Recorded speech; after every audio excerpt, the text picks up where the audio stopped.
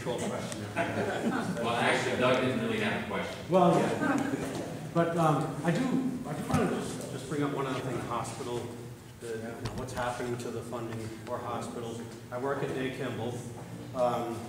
We've been running lean for years. We're not a bottomless pit of money, but I just wonder, what is the mindset of the left that they would continue to penalize hospitals?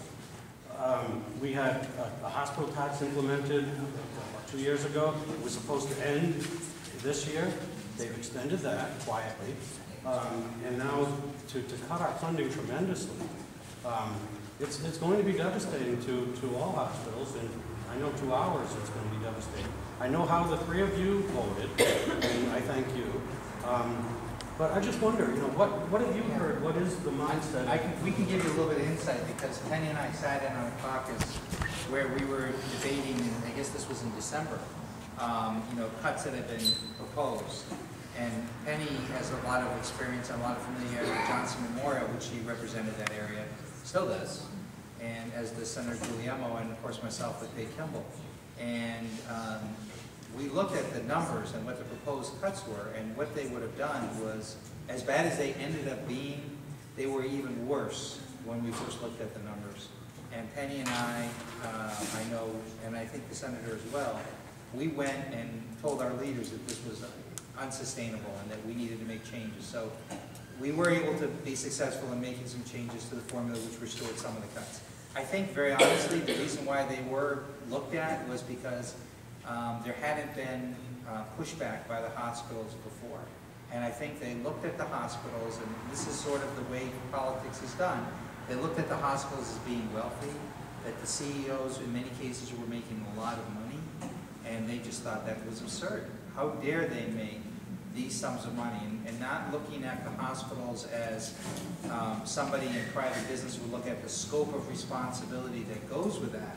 They just looked at it and said it's ridiculous that somebody made this much money and we're going to penalize them. So I think that was a large part, Bob, of what the mindset was. Yeah. I also think that there's a push to eliminate a lot of the small hospitals in Connecticut. That the governor and his staff have already started the process, and that Day Kimball and Johnson's and Sharon Hospital will be put out of business because they can't operate with the cuts that they have. And I think that there's a move to eliminate small hospitals and drive the business into larger urban centers, and which is a terrible policy. One good thing, and I don't know if it will happen, was we were able to create like a small hospital pool.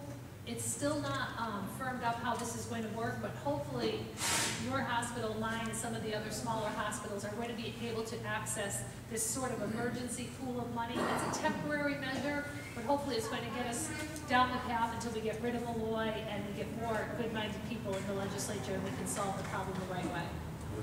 Yeah, I think Penny's right, and this started really a long time ago. Many years ago, I don't know how many, but John Rolo was governor. Mark Champion. Your guy was head of OPM at the time anyway. Yeah. Well, anyway, we came in on it was the same kind of thing going on, and we came in on a non-session day and met with the secretary of OPM, and he was Roland's guy, and basically in the course of the conversation, we had a lot of legislators from small towns. Sean Johnson was in on the meeting, and a bunch of us. And basically he said something that was real telling. He said, well, Connecticut's overbedded. And I said, well, what do you mean by that? He said, well, we have too many hospital beds for the population. So I think that kind of mindset still exists.